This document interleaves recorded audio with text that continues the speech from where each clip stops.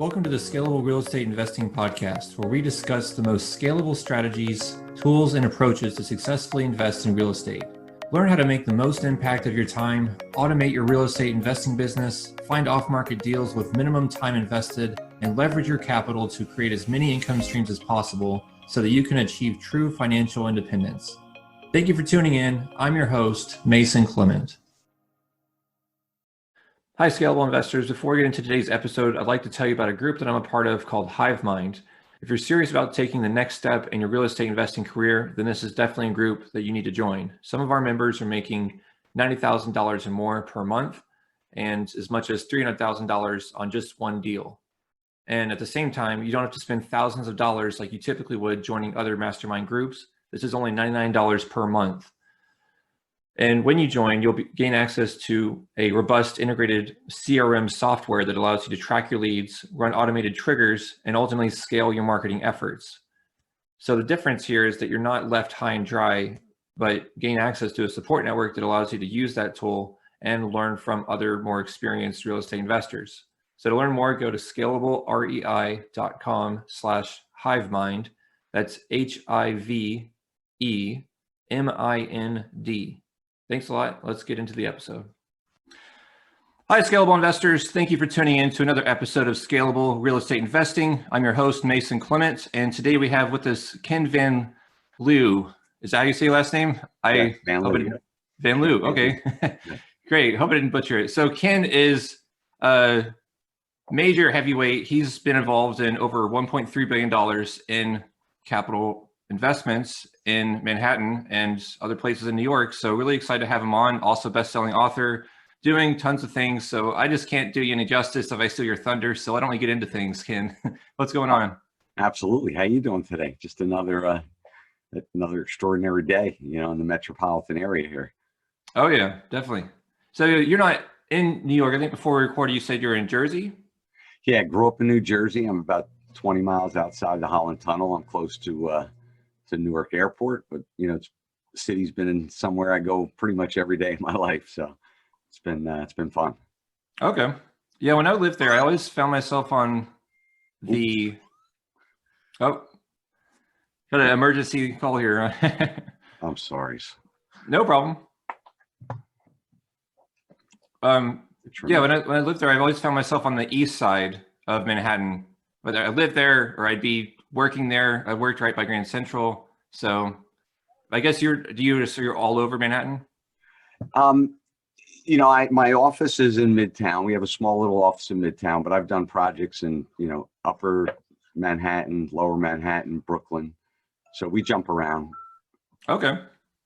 So I was looking at your website, and these are just colossal projects that are just multi-million or more dollars, and it's kind of intimidating to see that being someone that's maybe not quite at that scale. So how did you get to that level? And why don't you start back with your background and how you got to where you are today? Yeah, sure.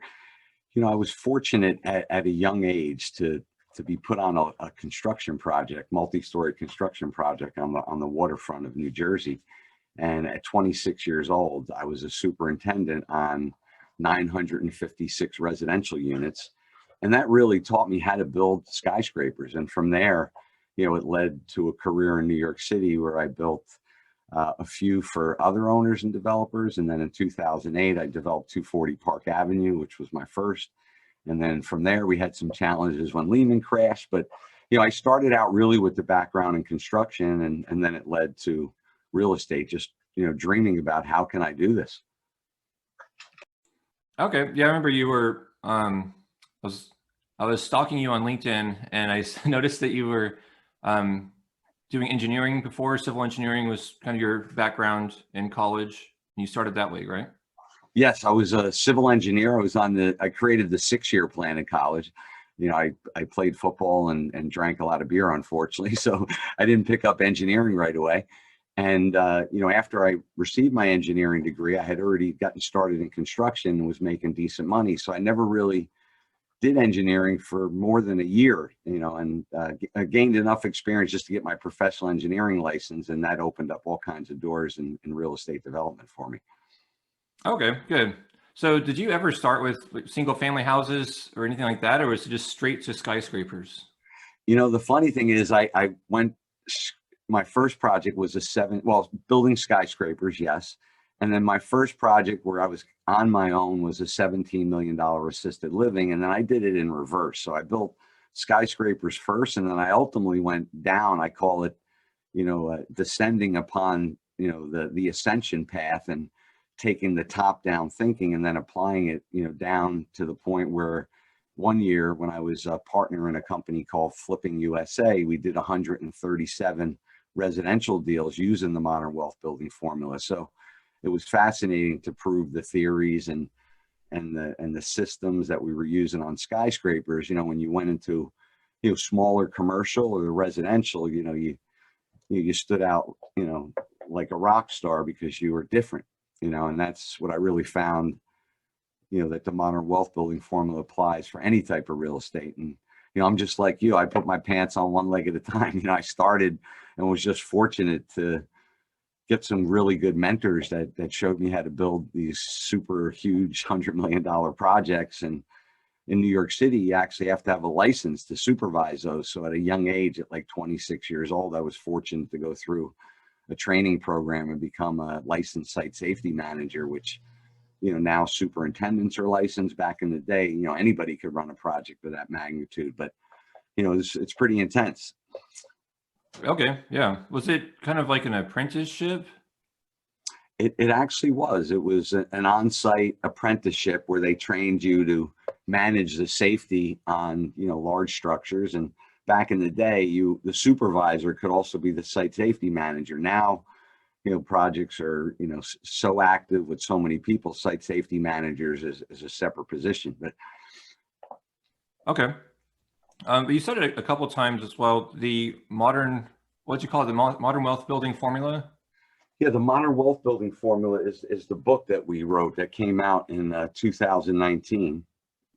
Okay. And Jack Canfield put his name on the front cover, and Dolph DeRoos wrote the forward. So this is how to master real estate investing, and it's worked for me. So I'm here. I'm all about contribution and paying it forward, and getting it out there and letting people know that even though I built skyscrapers and it's intimidating, what I've learned and the systems that I use apply for any type of real estate. So I want that starter who's, wants to accelerate into residential real estate investing, to take these things to heart and not get intimidated by it. Okay. And on your website, there was a few different programs. So how does that tie in with the book? And do you like provide one-on-one coaching, or what are you doing there? Yeah. And we really focus on real estate. I'll give you a little gamut on what's going on. We're developing a large turkey farm. It's a famous Larson's turkey farm in New Jersey. We're doing a mixed use development. It has restaurants. It has a CVS. It has affordable housing, market rate, commercial office. We also have another development where we're doing self-storage and a lot of residential.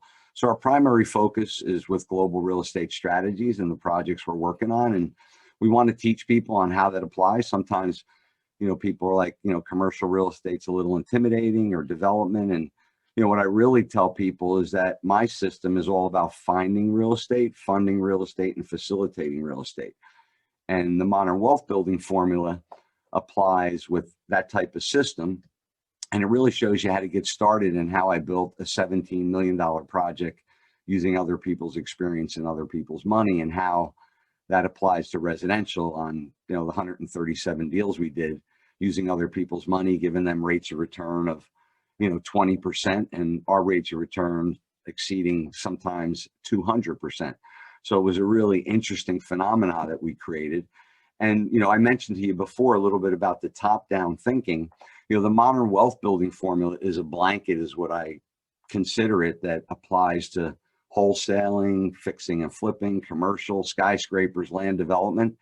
And then we have an ascension path that we're working on, that we do deliver through a coaching program. But our foundation is really pertaining to a program that's going to come out later on in 2021, which is going to be Real Estate Mastery University in a box. And it's the foundation of theory and practical education, where you could really launch on a catapult into real estate.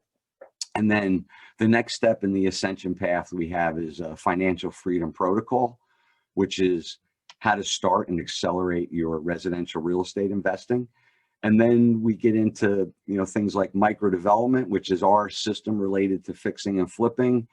And then, we do some one-on-one coaching and group coaching. So we're flexible, and, we consider ourselves like a tailored suit or a tailored dress, where if someone wants to get started, the formula is adaptable, almost like a chameleon, where it applies to any situation in any circumstance.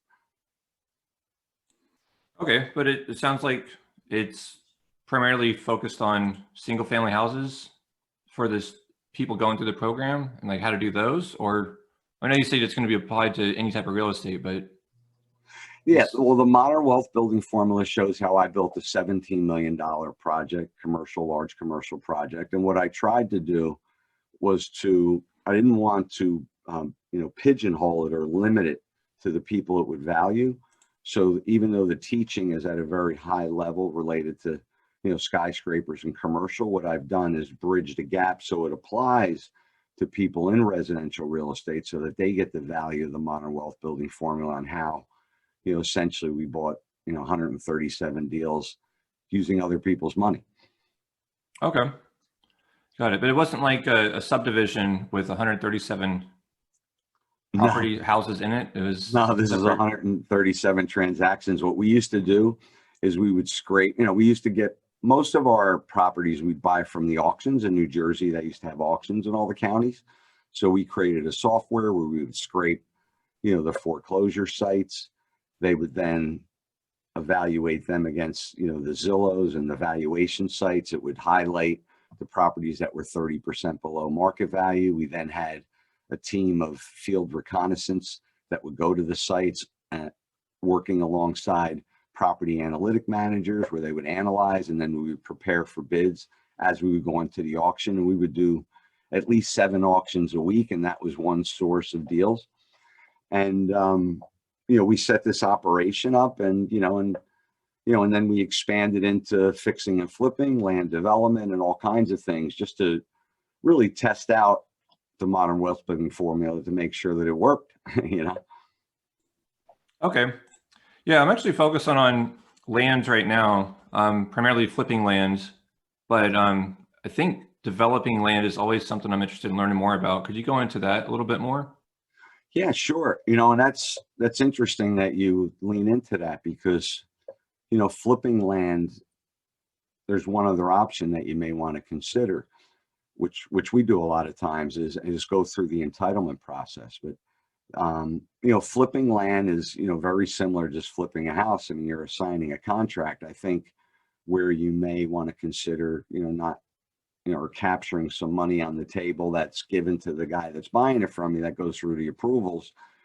One of the things we do is we show people how to structure to buy these deals contingent upon approval in some cases. And if you can't, you do due diligence, and you find out what the development rights are on that. And within a short period of time, if you go through the entitlement process, you could increase the land tenfold. There's a project we're working on now where we purchased at $4.5 million, that once we have the entitlement rights, it's going to be worth close to $12.5 million.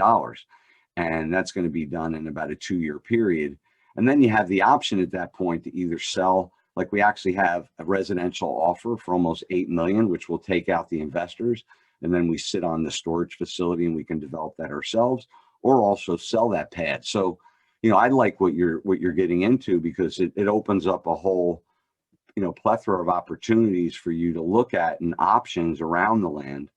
And it's not labor intensive to bring a project through entitlement once you establish what I call as a dream team of design professionals that run that process for you. Okay, so what does that mean what is the entitlement process? Like, are you changing the zoning on land or doing something else? Yeah, great question. Yeah, so with land, the magic buzzword, I guess you would say, is what's the highest and best use. So when you look at a piece of land, a lot of times land is already zoned, to build a certain type of property. So if you had a piece of land that was zoned commercial and you envisioned, a self-conscious, environmentally conscious development, you would go through due diligence and find out from the professionals, hey, what's the odds of getting this project approved? Because I really think it's going to bring value to the neighborhood. So in the case where a property that you're buying has a different zoning, the entitlement process could be you going through and changing the zoning. Another process in the entitlement, is where you submit what you want to do for that plan and they see if it fits within the current zoning.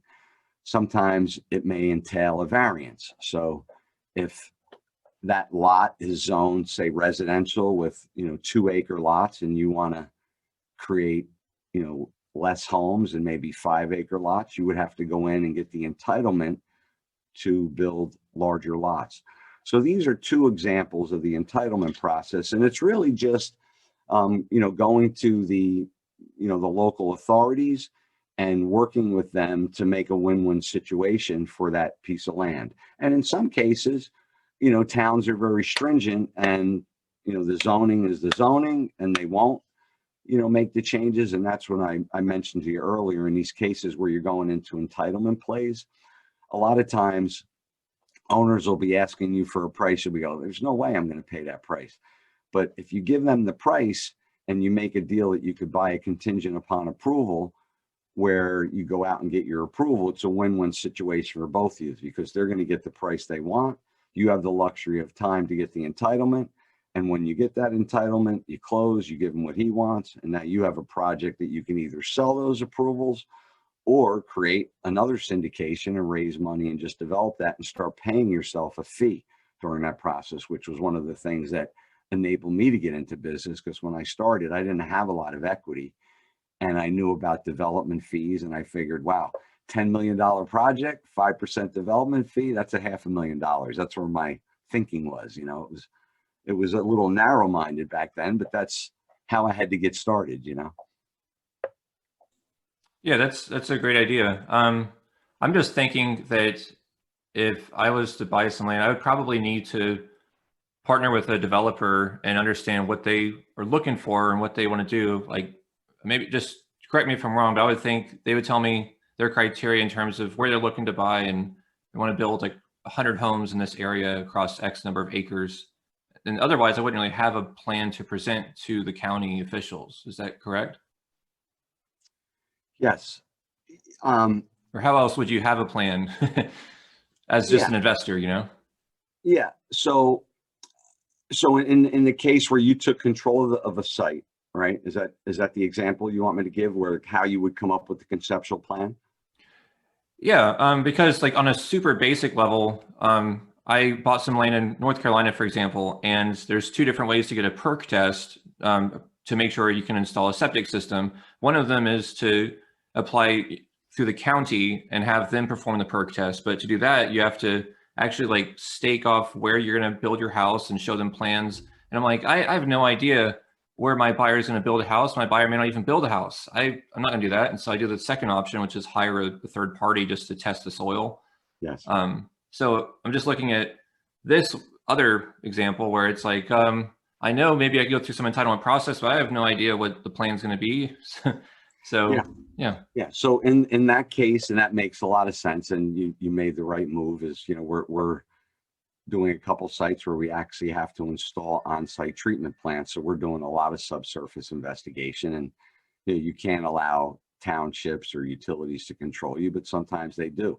We're doing one project where we actually have to do a water main extension, and they basically just tell you, well, that's going to cost $1 million, and you really can't say anything, if you want water to your site, Now, in your case, I mentioned dream team, and a dream team consists of, an architect and, an engineer, civil engineer, mechanical engineer. So in a lot of cases, a local civil engineer who understands the existing zoning or what your variance, they'll be the one that would sit down and come up with some conceptual plans. If, you were doing a subdivision, you start laying out some roads, maybe there's cul-de-sacs, what lot sizes are you looking at?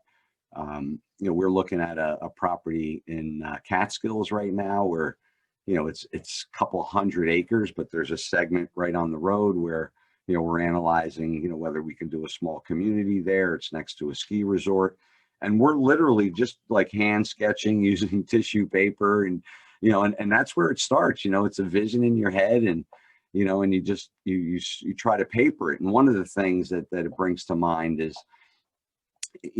when you build a skyscraper in some of these larger projects, you go through this process of what I call, building it on paper. And you go, just like the entitlement process where you come up conceptually, a lot of times before we put a shovel in the ground on these skyscrapers, we know every single detail, like, who's doing the concrete foundation and who has the superstructure. And we've already released the exterior walls because there's such a long lead time.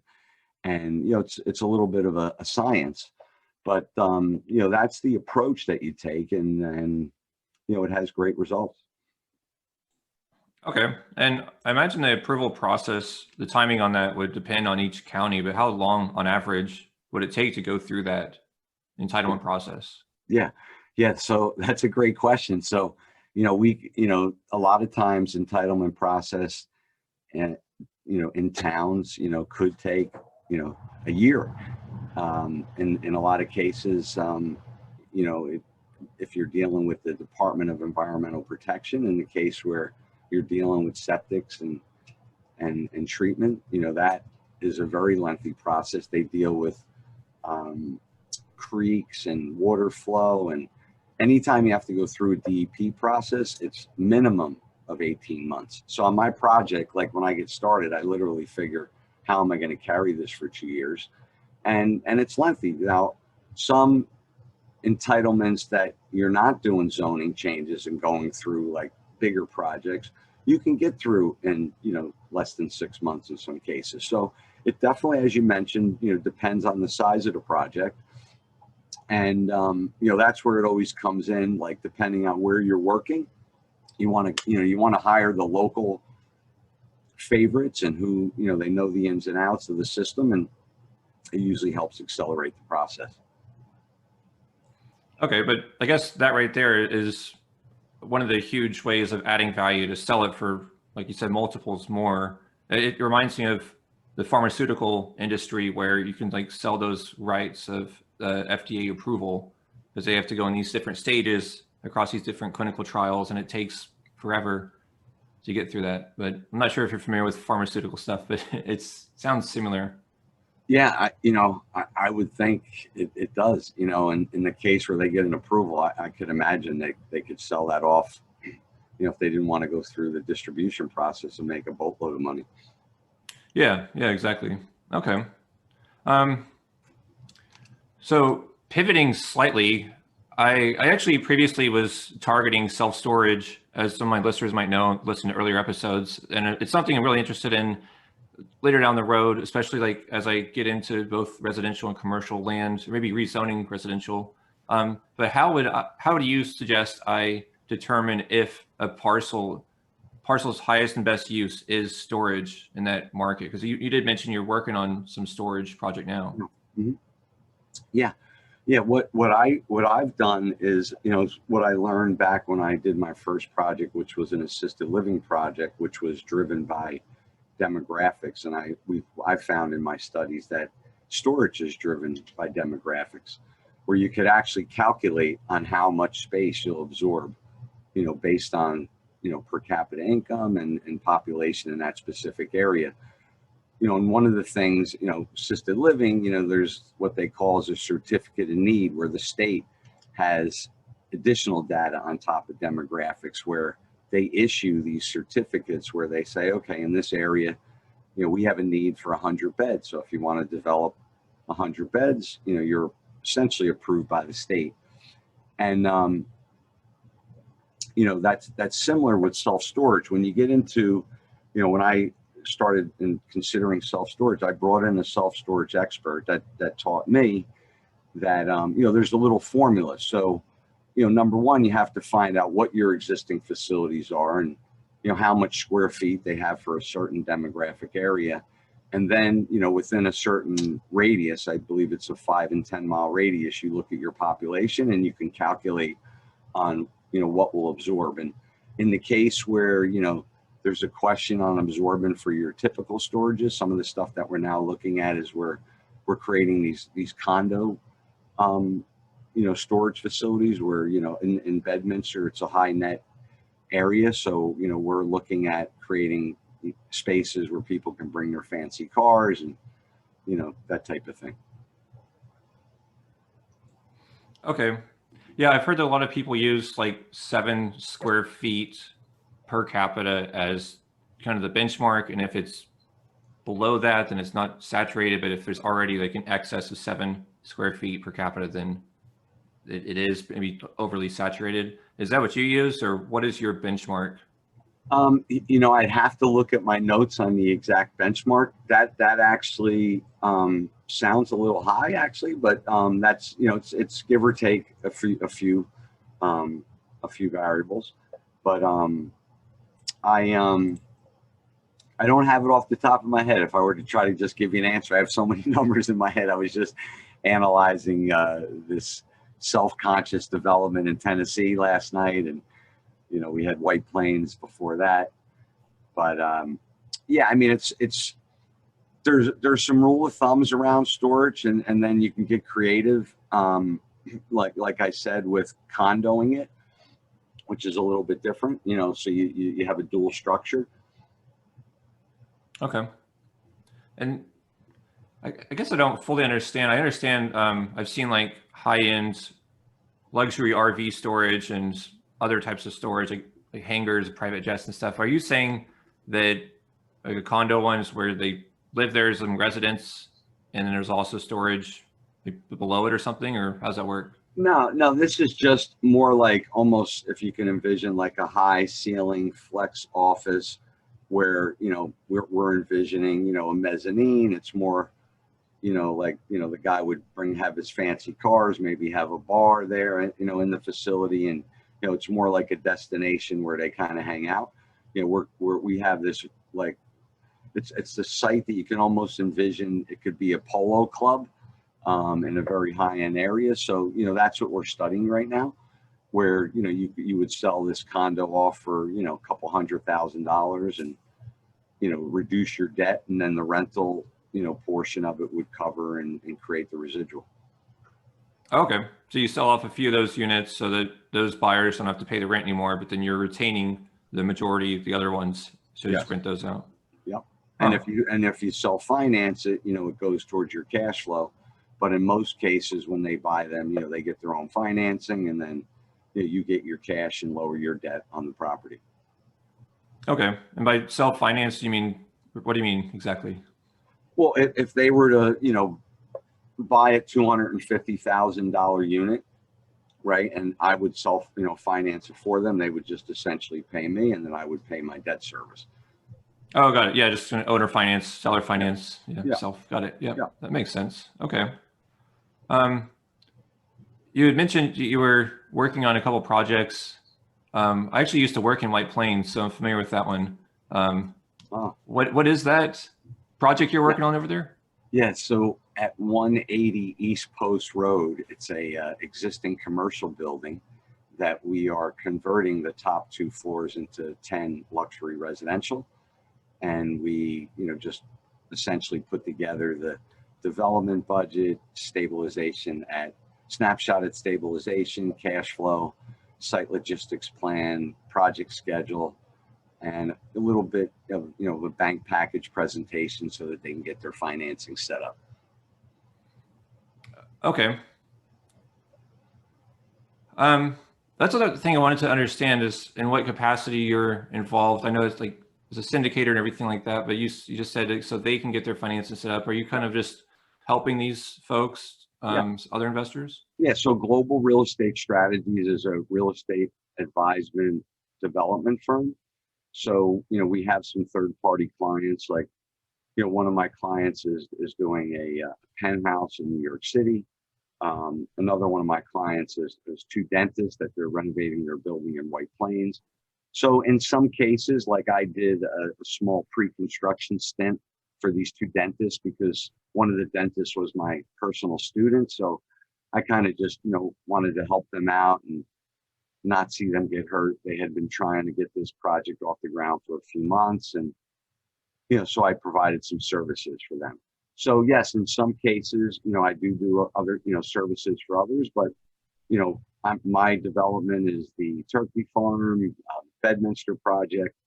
Some of the skyscrapers were ours, and others I did for a third party. But yeah, fire away with questions.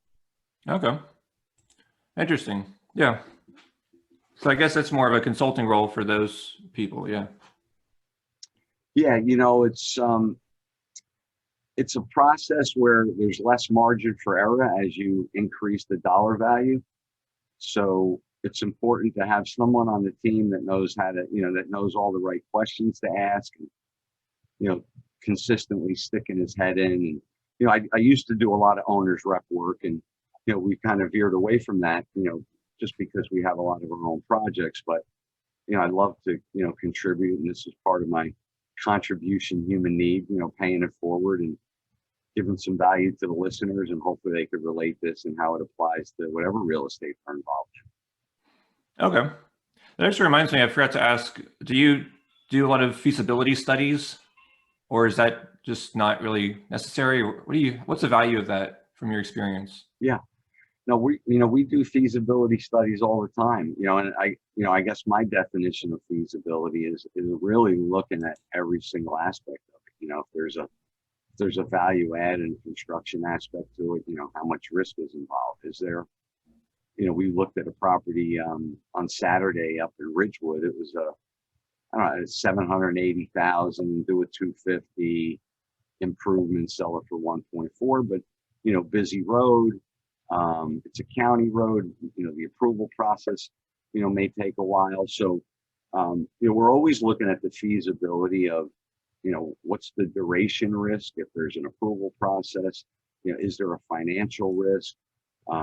With material increases, what's happening with certain markets? And a lot of times, if I were to give you just a summary of our feasibility study, with this one project in White Plains, I'm just trying to make the client intelligent. So when he takes his next step with the bank, he can say, this project's going to take about 9 months to build. And this is our, our budget estimate. Of course, we have to go out and do some value engineering, and we've done a snapshot at stabilization, and the rate of return looks pretty well. So we then took the next step and analyzed the cash flow. And this is how we'll set the job up.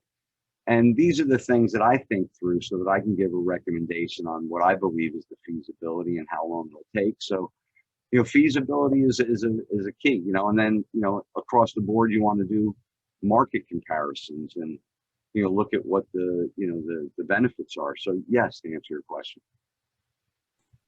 Okay. And how much would it cost if I wanted to hire your company to do some of that for me?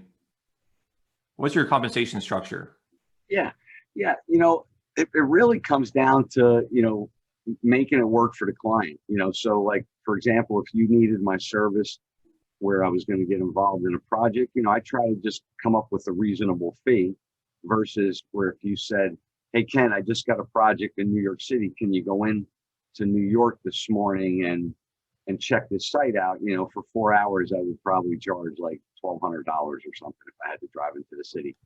On a monthly rate, it could vary anywhere from, on my White Plains project on pre-construction, I think I was charging $7,500. It was originally a $10,000 fee, but the dentist threw in some Invisalign braces. We made a deal. I wanted to help them. They told me, smile. I was like, yeah, whatever, But yeah, I'm there to help. So, but I've also charged fees as high as $25,000 a month on, a $15 million penthouse in New York City. So it really depends on the scope of work and how many hours. Like if I'm going to, spend, every week going to New York, then it'll, be a little bit more expensive. But I really try to make it work. And what I pride myself in is, 99% of the time when I get into a project, I bring value. And then when the buyout occurs, I buy down usually 5 to 10%. So that pays for me. and that's the key. So, I bring that service to the table and then show you how to pay for me.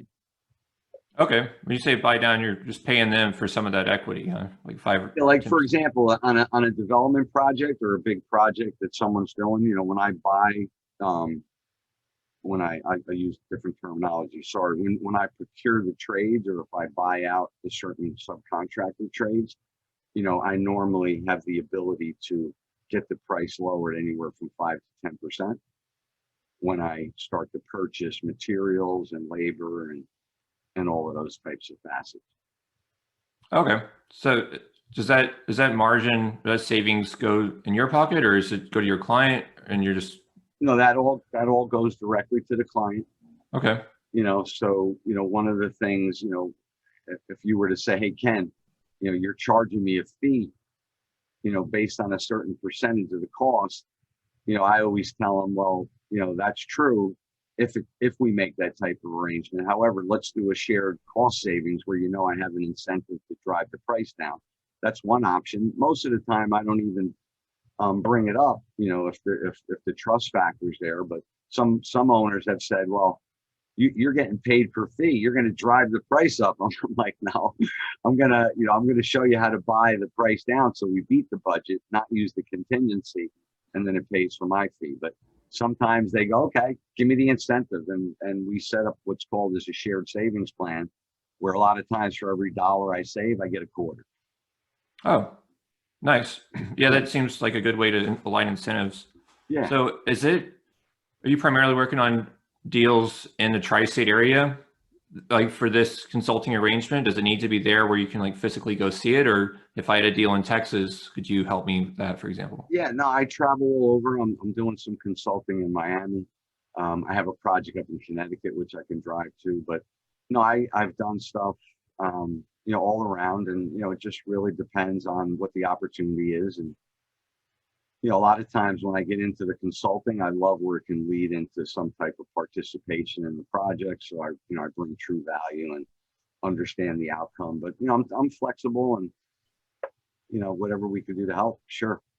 Okay, great. And in terms of your focus, it's pretty good 50-50 blend between the consulting and doing your own projects, or I guess the consulting could develop into one of a partnership into the project. So are you still like actively looking?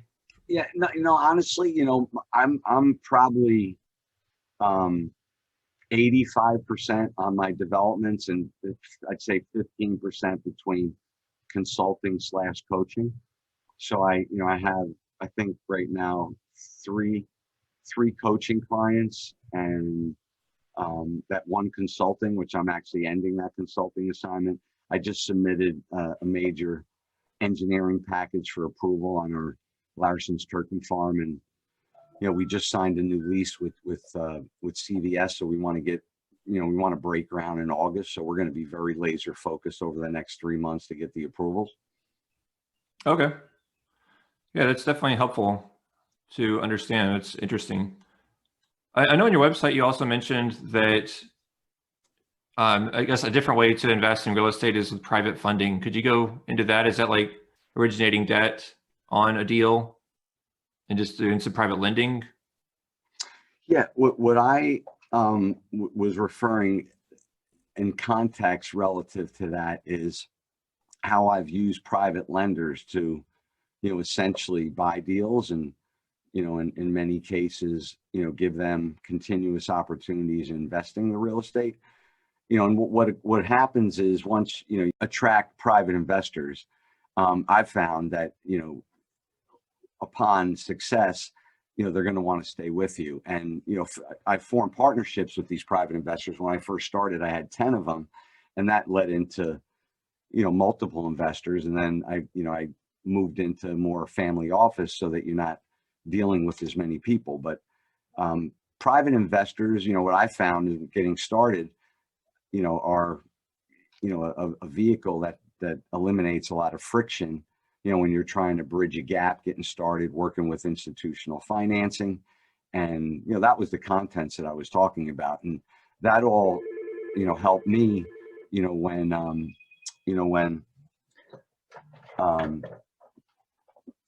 helped me when I was getting started and I didn't have the equity. So, I would bring in investors to provide the equity, I would facilitate the deals, and then I would, charge fees. Okay, got it. So I imagine it starts with friends and family first, or how would you recommend the best way going about building out your network of private money lenders? Yeah, it really starts out with presentation. So one of the things that I teach in the Modern Wealth Building Formula is how to create your hot sheets, your decks, your investment memorandums, and that presentation is really going to take you to the next level. Okay. Yeah, that makes a lot of sense. I've had a coach that also showed similar things. She had like a binder, and she'll schedule like a coffee meeting and show exactly the deals she's done, and or even if you don't have deals, like the ones that you're analyzing and considering doing, and then how the entire your business is set up and all that. So just to make them feel comfortable and be more transparent, which seems to be the key in just building that trust. Yes. Okay, great. Well, I know we've covered a lot here, and it's I don't want to keep you too late in the day here. So is there anything else that you feel like listeners should know that we might have missed? Yeah, I just want people to know that, I'm here to help everybody out. If you want some guidance, the best way to get in touch with me is just go to my website. There's a button, click on Discover How. I give 45-minute free strategy sessions. That's my way. I do about 5 a week. There's a line, but if you get in line, in 45 minutes, I can help you create some value in what you're doing. And, if my book's available for free, feel free to take a look at that and just, pay it forward. And, giving is receiving. Whatever I could do to help you out, reach out and let's make it happen. All right, perfect. Yeah, I'll be sure to put your website in the show notes so people can easily access that. But I fully agree. Giving is reciprocal, it's like breathing. So Yeah. definitely valuable. Thanks a lot for taking the time. This has been really interesting. And yeah, I hope that everyone's gained something from it. Yes, absolutely, Mason. I appreciate it. It's been my pleasure. Great. All right, that's another episode of Scalable Real Estate Investing. Thank you for tuning in. Please be sure to leave a review and subscribe on whatever channel you're using to listen or watch these episodes. And also be sure to go to scalablerealestateinvesting.com, scroll to the bottom, and fill out the form to sign up for our email. And you could also reach me directly at mason@scalablerealestateinvesting.com. That's MASON at scalablerealestateinvesting.com. If you'd like to get in touch with me to either partner on deals or even be considered to do your own episode on this podcast. Thanks again, and have a great day.